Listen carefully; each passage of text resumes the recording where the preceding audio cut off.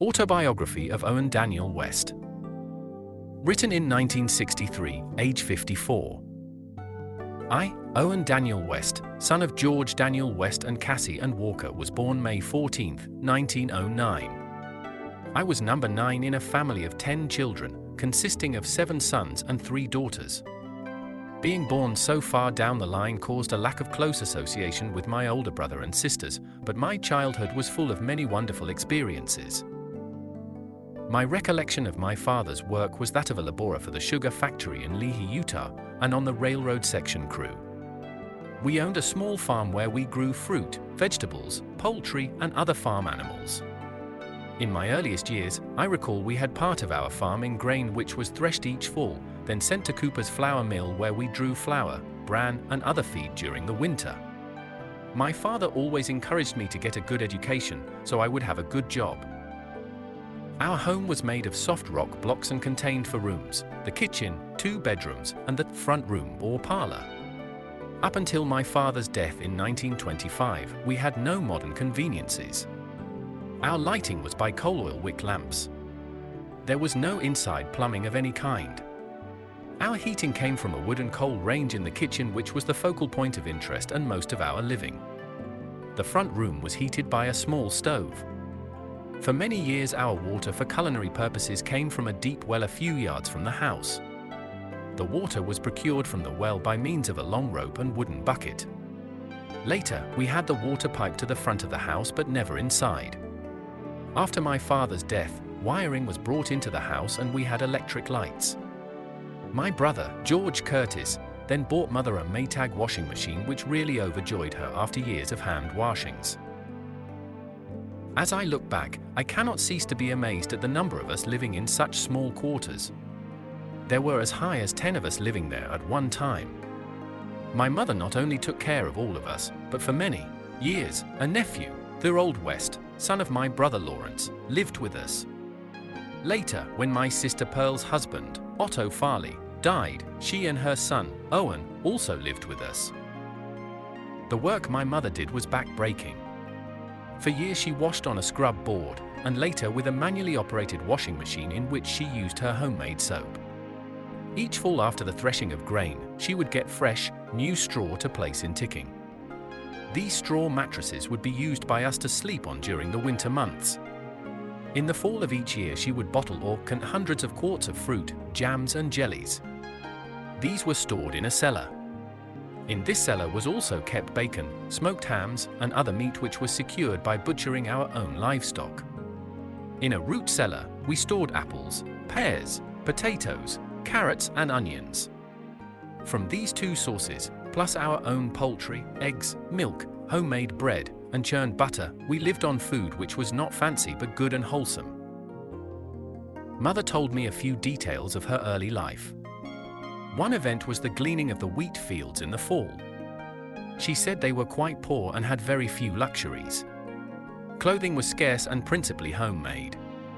She lived with her mother, sisters, and brothers separately from the other families of grandfather Henson Walker, Jr. I knew little of my father's early life. He apparently had little opportunity for an education, being expected to work and earn a living at an early age. I was told by mother that father paid her not to work for a polygamist who was trying to employ her. He was afraid he might ask her to marry, and father wanted to make sure she didn't. I knew my grandfather David West. He lived with my uncle David West. As children we used to visit him. He would take us on his knee and tell stories of England. He had a long white beard and I thought, a very kind face. The flu epidemic of 1917 caused his death at the age of 94. I recall World War I and my 2 oldest brothers, Lawrence and George Curtis, leaving home to join the armed forces. The terrible flu epidemic of 1917 laid us and most of the community low for weeks. Everyone was filled with fear of this dread disease and many lost their lives. No one seemed to know the cause or cure. At an early age, I remember driving to town with my brother, Rulon, to have Dr. Linnebor and Dr. Gruer remove our tonsils. This was done in their offices which were then above Thornton's drug store. After the operations, we staggered down the stairs still full of ether or chloroform and drove our car home. My sister Pearl's baby was in our bedroom crying when we entered. Within minutes after we entered, exhaling the fumes of ether, the baby went to sleep and slept for hours. All of us children were expected to help on our small farm with the planting, weeding, and harvesting. We also earned money from thinning beets, harvesting fruit, topping beets, and working at the cannery. Each morning we took our cows to the pasture and brought them home in the evening. While we had little cash, our wants were limited. As children, our entertainment was confined to neighborhood games. An occasional silent movie at Clark's Opera House was the source of our reenacting Eddie Polo's King of the Circus, as well as Elmo Lincoln in Tarzan of the Apes. William S. Hart was the hero of the westerns, and for young boys, Charlie Chaplin and the Keystone Cops were hilarious. For interest to those who may never have been to Clark's Opera House, during the winter, it was heated by two pot-bellied stoves with chimneys going up through the ceiling. If you sat too close, overheating was the result, while further away, you would chill. Daughters of Mr. Clark used to play the piano and violin, and their music followed the action of the movie. Until 1923, our transportation was horse and buggy. On one occasion, Mother and Father took my brother Earl and me to Provo, Utah, for the purpose of making a mattress. Mother had saved rags which were converted into a mattress. It was an all-day trip, leaving early in the morning by wagon and returning late at night. I remember the first crystal radio sets that came to our town, and then later the battery sets with the several tuning dials. It was a great thrill to hear this new invention. My first airplane was seen when I was about 12 years old. Real excitement was created when a plane flew over. I loved to read and for a period of time haunted the public library. Horatio Alger's books particularly interested me. I do not know how many times I read Tom Sawyer, Huck Finn, and Robinson Crusoe. Later, the stories of Edgar Allan Poe and the Sherlock Holmes stories were read and reread. I still recall the pleasure the first signs of spring when the marble season began, and the shedding of shoes. Tom Sawyer had nothing on us when we were young. I still marvel that my mother kept her sanity with so many young boys about the place. As stated before, in our home there was a front room or parlor. There was an unwritten law that we were not to trespass in that room, which was kept for company. My uncles Delbert and William Walker, their wives, and Aunt Mary and Uncle Ed Moe, among others, used to come to our home for an evening. As children, we were permitted to sit quietly while the visit was in progress. Occasionally they would sing, play the Victrola, and then serve homemade refreshments. Incidentally, we had in this room a chandelier with crystal ornaments, which was lighted by coal oil. As long as I can remember, I had a desire to go to school. When I was 6 years of age, my father started walking with me to my first day at school. We went together part of the way, when an experienced cousin took me the rest of the way. It was such a new and wonderful experience. My first teacher had a sweet disposition. As I progressed in elementary school, I was impressed with the size of the boys and girls in the 7th and 8th grades. Many of them were much older than they were when our group reached that class. From what I can gather, many of them apparently started school at a later age than 6 years. I had some wonderful teachers, a Miss Lindsay, Miss Harper, Miss Lucille Harvey, Belle Olpin, Mary Glisson, George Larson, Principal, and others I cannot recall in the elementary school. Discipline was quite strict, and several of the older boys received some fairly substantial lashings with a yardstick or pointer for violations of rules, such as fighting.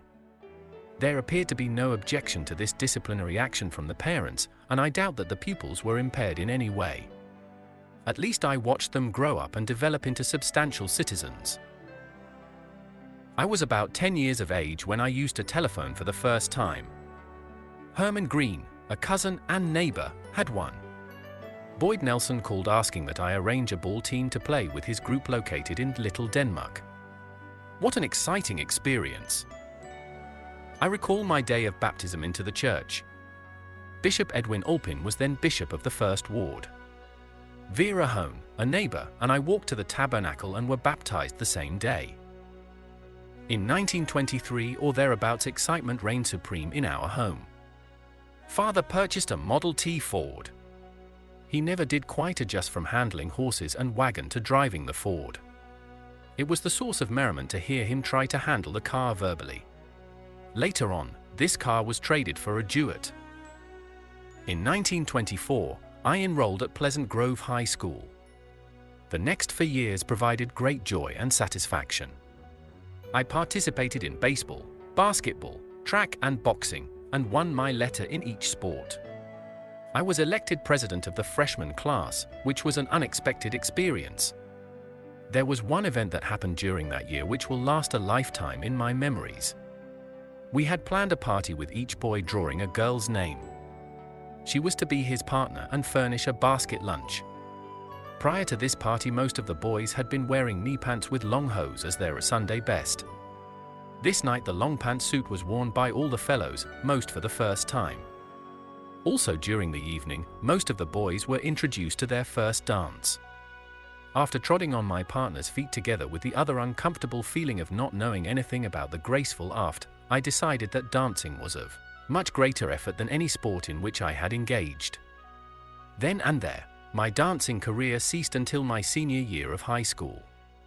Also, my close association with the opposite sex was temporarily shelved. During my sophomore year, a tragedy struck our home. Father died quite suddenly after suffering a cerebral hemorrhage. The doctors failed to diagnose it sufficiently and early enough to do much for him. As a result, he was permitted to go to work doing heavy lifting, which caused the damage to spread. He died late at night on February 16, 1925. Bishop Alpin was undertaker.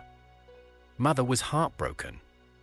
After Father's death, I decided to teach Mother something about basketball. For the next 2 years, health permitting, she was my best fan. She was such a nice lady and was always so thrilled whenever I did anything a little out of the ordinary. During the latter part of my junior year, I was elected student body president of the high school for the following year.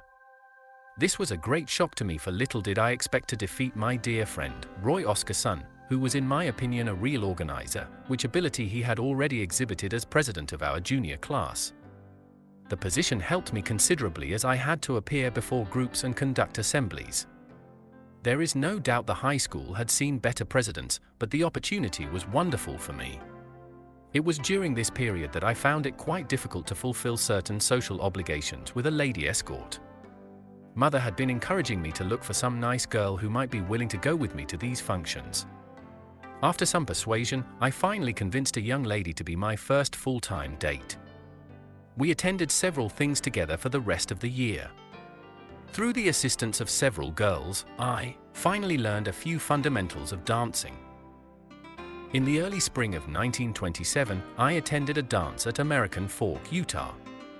There I met and danced with a slender brunette, who in later years was to have considerable to do with my life. Her name was Eva Stice. In June of 1927, I graduated from Pleasant Grove High School. Mother was so happy as I conducted the graduation exercises. Shortly before that, I had to deliver the valedictory address for the graduating seminary class. So all in all, I felt considerable satisfaction from the 4 years at this high school and the great opportunities and experiences I had been privileged to receive. I had wonderful teachers, among them Estelle Fenton, Harry S. Richards, S. A. Kirk, A.P. and some outstanding friends, Roy Oscar Son, Roy Alpin, Guy Hillman, Ernest Smith, Spencer Hayes, Boyd Nelson, Ralph Alpin, and many others to whom I will always be grateful. During this period of time, I was attending church and was successively ordained deacon, teacher, and priest. While a deacon, Roy Alpin and I gathered fast offerings. Most of the people gave in kind. From one we might get a sack of potatoes, another some butter, eggs, etc. These were then delivered to the bishop's storehouse. I might say that our good bishop, E. Alpin, had a wonderful influence upon us. Clifford Wright was our scoutmaster, and while my father requested I not join, I did gain considerable from it. Father did not quite comprehend the program. While I was a priest, I had the opportunity of baptizing several young people in the First Ward. I appreciated my friends Roy Oscar Son, Roy Alpin, and others. While we did get involved in a few escapades, none were too serious and Bishop Alpin seemed to know what was going on and the cure. After high school, I secured employment again during the summer. Each summer, I was fortunate in finding work, and Mother helped save the money. One summer, right after Father's death, I worked for the Bureau of Public Roads above Carmars, Utah. My job was handling a large plow behind 4 horses. We built the first road down into Mirror Lake in the Grandaddy Lake country. It was there that my first touch of homesickness began. Each night as we met around the campfire, one of the men would strum his guitar and sing songs of home. After 2 months I could stand it no longer and decided to quit and go home. Mother was surprised to see me, and I never did confess my real reason to her for coming home. I secured a job at the cannery for the balance of the season. That fall I entered BYU. With such fine teaching in our high school, the work seemed reasonably easy.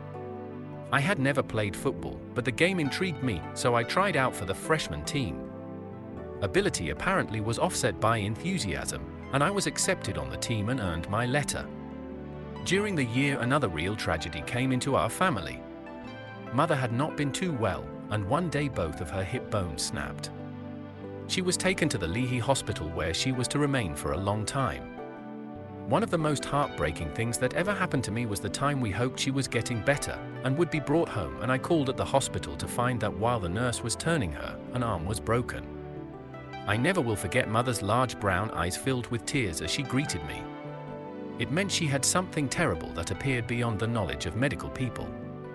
Shortly after that she was taken home where she was to remain in bed until the night of February 6, 1928, when she passed on. To my brother Earl and me, this was a most sorrowful day. By her passing along with my father, one of my secret desires would never come to pass. I had hoped to make something of myself, and when Father and Mother were older, do something special for them. As most young people are prone to do, I was neglectful in not doing more for them while the opportunity was there. That spring I was awarded a $100 J.L. Firmage scholarship, which was a godsend, as it assured me my tuition and books for the following school year. About this time I again met the young lady whom I had seen in a dance in American Fork during the year previous. After careful maneuvering, I was successful in getting Eva Stice to attend the junior prom in Pleasant Grove High School. From that time forward, she was the girl in my life. During the summer of 1928, I secured employment with the Southern Pacific Railroad working on a rock train as a brakie at Lucin Cutoff on the west side of Great Salt Lake. Guy Hillman and I worked there. He decided the conditions were not fit for human habitation and left. I stayed on through the summer. Something happened that summer that was rather unusual.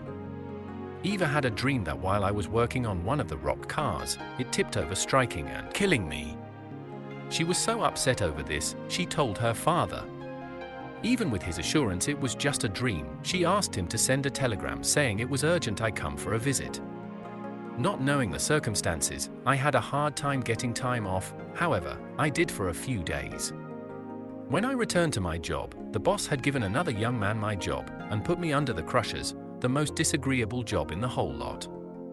About 3 days later, this young man was trying to trip an air brake, which was a common thing with a brakie's job, when the carload of rocks suddenly tipped toward him, striking him severely upon the forehead. He died a few hours later, and I was reassigned to that job. Her dream was a warning. That fall, 1928, I re-entered BYU and was successful in securing employment at a service station, and also in the chemistry department in the laboratory.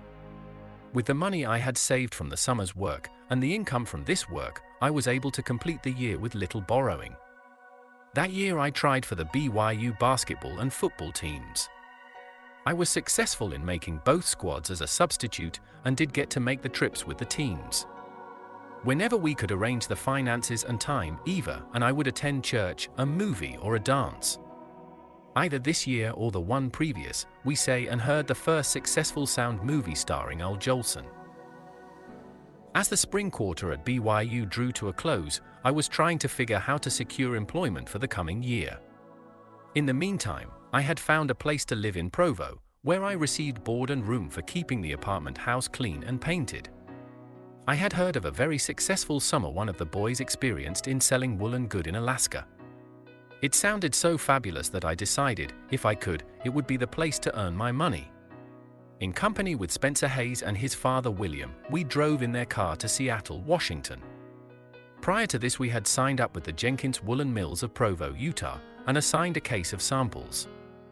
I secured a loan of $50 from the bank, and Mr. Hayes said he would help if I ran out. Upon arrival in Seattle, we boarded the ship Alameda and headed for Alaska, where I hoped to make my fame and fortune. For two young men with great appetites, the trip was wonderful.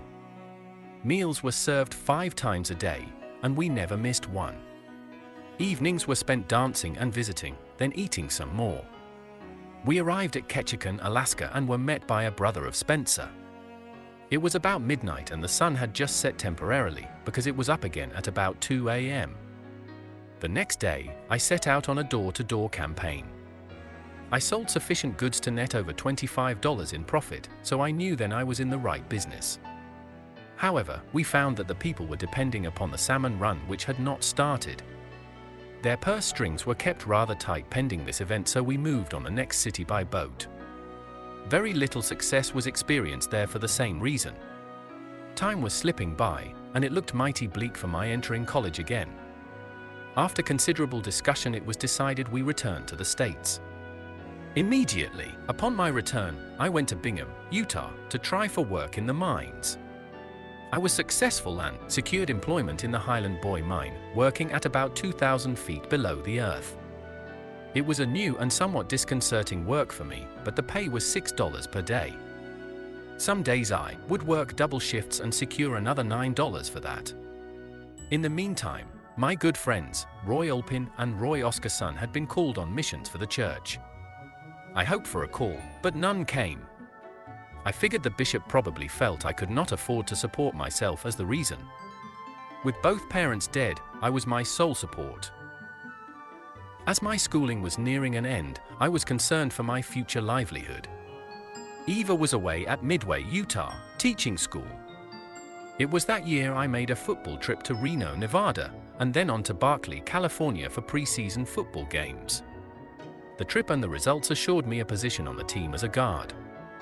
During this trip, I had sufficient funds to purchase a diamond ring, which I intended to present to Eva the first opportune time. On October 12th that year, in a weak moment, she accepted the ring and promised to marry me the following June after her teaching contract was fulfilled. In 1929-30, I became increasingly concerned over my future and wrote Senator Reed Smoot for his advice as to the possibilities of employment.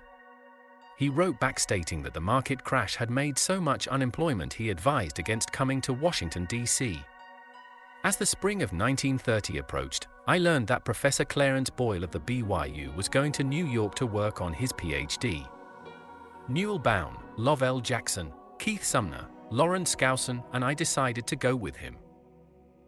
Eva and I talked the problem over, and just before leaving were married June 6, 1930. She was to stay in our old home and get it ready for my brother Rulon to move in with his wife and new baby, while I sought employment in New York. What experiences were ahead for us? I left June 9, 1930, 3 days after our wedding, while Eva stayed and lived off her school teaching savings. I borrowed $50 from the local bank to pay my share of the expenses for riding with Professor Boyle to New York City. We arrived a week later and I found a place to stay for $3 per week at the Alpha Kappa Psi House, a fraternity I had been invited to join while still at BYU. We all immediately set out for finding employment. The depression was in full swing there, but I landed a job within a week with American Surety Company of New York at $23 per week. I wrote Eva and told her the news and suggested she stay until I could save a little money. Her father, hearing the news of the fabulous income, said any young couple could live on that. A month later he arranged for her ticket and sent her to join me. We found an apartment, unfurnished, in Brooklyn for $35 a month. Some used furniture a couple sold us for $27 because Eva reminded them of their niece from Ireland, helped us get the place in living condition. Eva found a job the first day she looked with an insurance company 2 blocks from my office. I enrolled in an insurance course at the New York University and attended night school for the next 2 years. How times have changed. Since 1930, I have flown in airplanes to New York several times in only a very few hours. Owen, Jr., and Ann were born during the first years of our marriage. In the summer of the 4th year, I sent Eva and the 2 children to Utah while I saved enough to come by bus to Salt Lake City. There we went through the temple and had Owen and Ann sealed to us. Our quick decision for me to leave and go to New York for years before had changed our previous plans. We visited many relatives and friends and had a wonderful time in Utah. It was at this time Eva and I had found a good job in New York for my younger brother Ian. And we planned to take him to live with us, but he chose to stay in Utah and marry Beth Taylor. A nephew, Owen Farley, heard of the job and asked to take Earl's place, which he did. His wife Avis and young son joined him shortly after. The following spring we were told we were to be transferred either to Salt Lake or Boston. The final decision was Salt Lake. Our baby Ann almost died during this winter with a mastoid operation. It cost us about $2,000 to hire a specialist and help save her. We were unable to move until a dear friend and his wife, Newell and Jenny Bound from Provo, living in New York near us, heard of our plights and came to the rescue with a loan to pay off our mortgage on the furniture and permit us to move. They waited for years for their loan to be paid back and returned the interest when we lent it to them. They are still very dear friends. We arrived by train in Salt Lake City in the early spring and had to get a car.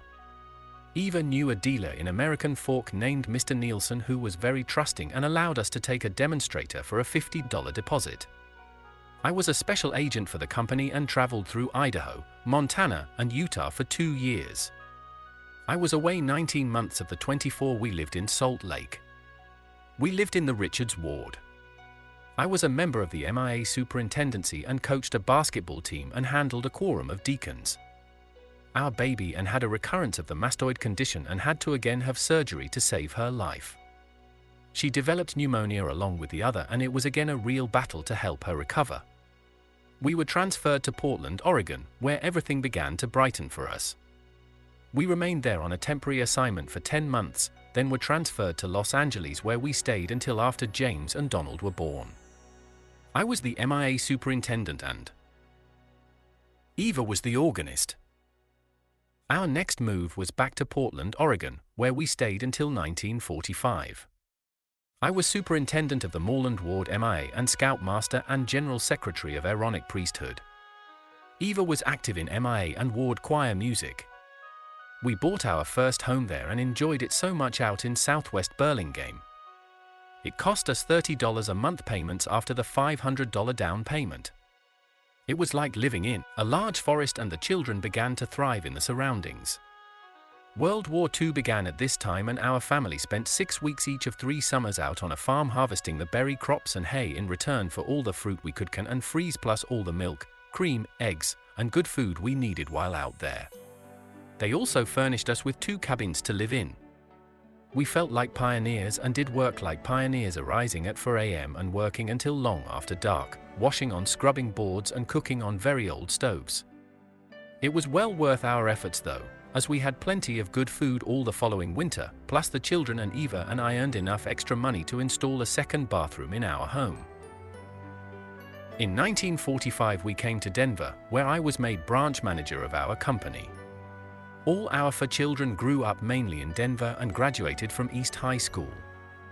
Eva kept busy in the church and during this period of time I was ordained a 70 and called on a stake mission for 2 years. Shortly after my mission in the stake I was ordained a high priest by Apostle John A. Widsoe and set apart as a high councilman in the Denver stake. All our sons became Eagle Scouts in Denver. I spent 1 month every summer at the Scout Camp Tahosa helping about 100 boys whose scoutmasters could not go. Our sons worked for about 11 summers on the Scout Council. We really enjoyed the vacation spent there, even though it was a lot of work.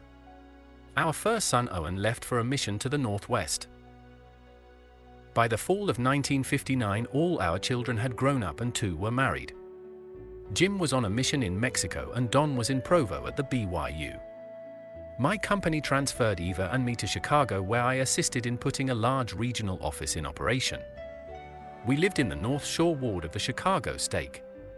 I had the privilege of serving on the High Council again. I also led a group of Explorer Scouts and coached a basketball team and taught a young priesthood class. Eva worked to help on our missionary fund. All 3 sons have been missionaries. Don is a stake missionary at present. In 1961 we were sent back to Denver, where I assumed managership of a combined operation of 2 companies. Again, I was fortunate in being called to the High Council in the Denver Stake. I also enjoy a young scout group every Saturday. As I look back over the years, the many blessings that have come to me and my family cannot be measured. My heart is full when I think of my struggling parents and the few luxuries they had. The influence of many good people has had a great effect on my behavior and life. I shall be forever grateful to those kind teachers, bishops and leaders and many others who assisted in teaching me correct principles. Our sons and daughter will surely be a credit to their ancestors, and from all appearances, are striving to better themselves for their children's sake. Eva and I are trying to keep active in the church, as we have learned long ago the many blessings that come from serving. Postscript by Donald West, son. Owen continued on both in his profession, his family, and in church service. He retired in 1974 with 44 years of loyal and outstanding service, having been employed by American Surety of New York, which was purchased by Transamerica in the late 50s. The company instituted the Owen West Award, which is awarded annually to the most outstanding performing branch in the company. Prior to his retirement, he and Eva were awarded trips to Spain and Italy, and after his retirement they sent them both to Hawaii for a post-retirement vacation. The company executives continued to correspond with Owen and Eva, and after his death, continued to correspond with her. At the time of his retirement in 1974, he was diagnosed with melanoma cancer, received treatment, and lived another 4 years. During that time, he and Eva were Provo Temple ordnance workers. He passed away shortly after his 69th birthday and was buried in his hometown of Pleasant Grove, Utah.